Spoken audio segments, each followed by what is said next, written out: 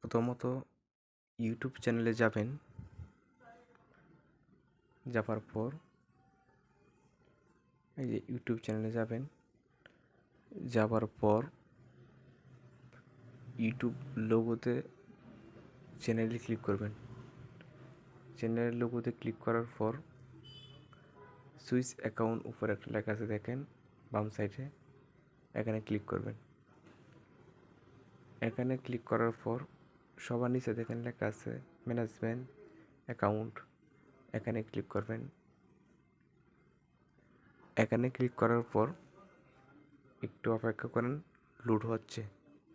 তো দেখেন এখানে আমার 3টা জিমেল আছে, যে জিমেলটা আপনি ডিলিট করতে চাচ্ছেন সেটা আমাদের ক্লিক করবেন। তো আমি মাঝখানে ডিলিট করতে চাই, তো মাঝখানে ক্লিক করলাম, করার পর নিচে দেখেন লেখা আছে ডিলিট অ্যাকাউন্ট বাম সাইডে, এখানে ক্লিক করবেন। এখানে ক্লিক করার পরেই আপনার জিমেল ডিলিট হয়ে যাবে। তো এইভাবে আপনারা জিমেল ডিলিট করবেন।